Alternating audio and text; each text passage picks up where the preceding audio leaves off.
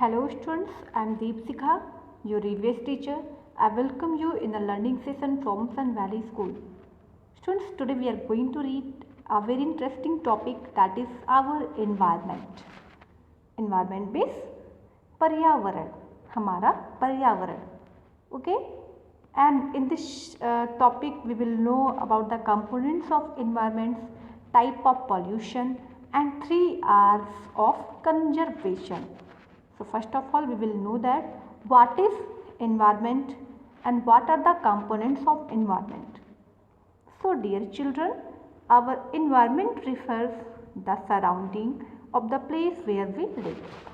What is environment? Our environment refers the surrounding. हमारा environment क्या है? हमारे आसपास का क्षेत्र, हमारा परिवेश जहाँ पर हम रहते हैं. We feel good and stay healthy in a clean environment.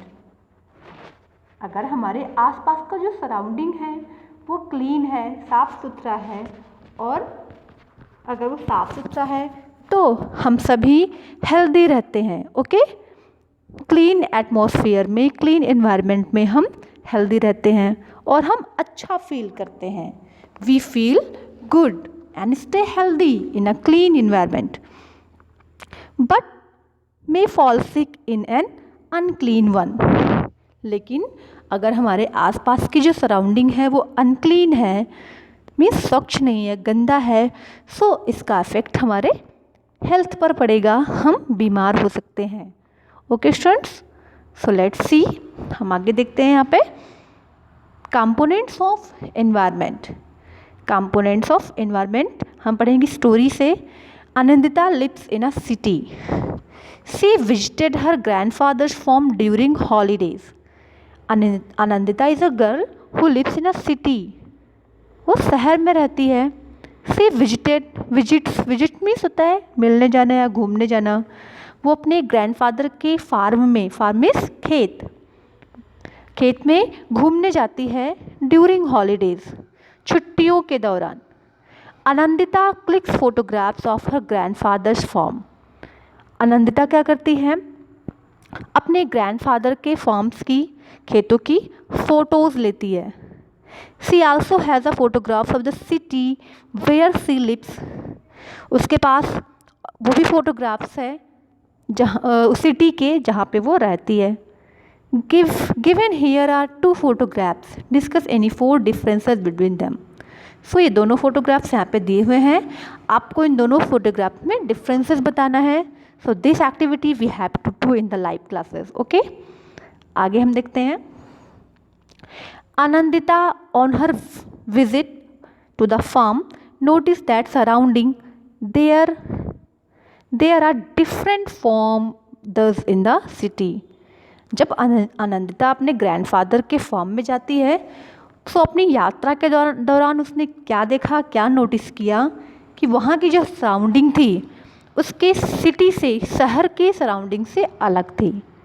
The air is clean and fresh. यहाँ पे उससे क्या पता चलता है कि यहाँ पे फार्म वाली जो सराउंडिंग है, मीन्स विलेज एरिया जो है, यहाँ पे हवा जो है वो स्वच्छ थे, ताज़ी हवा बहती थी. There are many types of plants. कई सारे प्रकार के प्लांट्स भी यहाँ पे हैं. And a lot of open space to run around and play. और उसको पता चलता है कि यहाँ पे तो ढेर सारे ओपन स्पेस है, मतलब खुला वातावरण है जहाँ पे वो प्ले कर सकती है, खेल सकती है. After the holidays Anandita shares her experiences at the form with her classmates and teacher. उसकी हॉलीडे जब ख़त्म होती है, वो क्लास में, स्कूल में जाती है. ही शेयर्स हर एक्सपीरियंसेस मीन्स अनुभव, मतलब खेत में घूमने का, वहाँ का जो एक्सपीरियंस रहा, उसका अनुभव जो रहा, उसने जो कुछ भी फील किया, वो सारी चीज़ें अपने क्लासमेट से और अपने टीचर से वो शेयर करती है.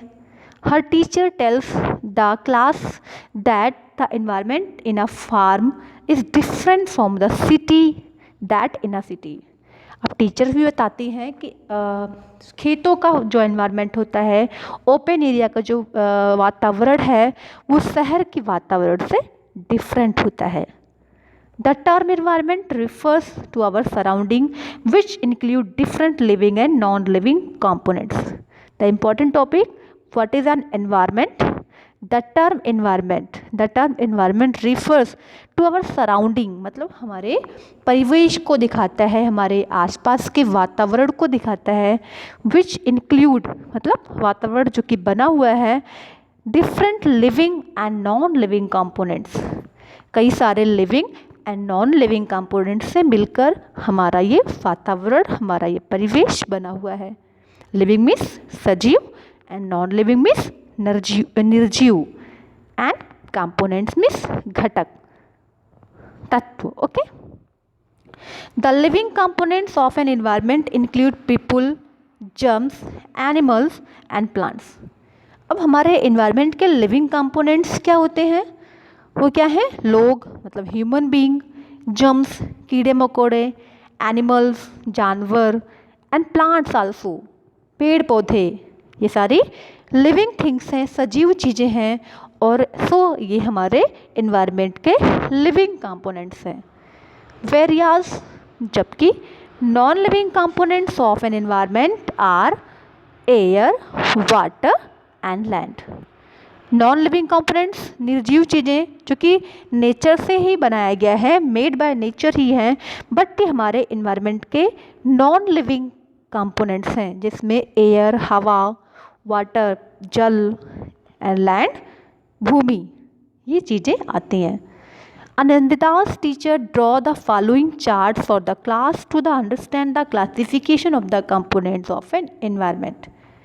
इसके बाद आनंदिता के टीचर ने ड्रॉ किया. क्या ड्रॉ करती हैं? एक चार्ट बनाती हैं जिससे वो ये क्लासीफाई कर सके कि एनवायरनमेंट के कंपोनेंट्स को कितने टाइप में डिवाइड किया है. Let's see this chart.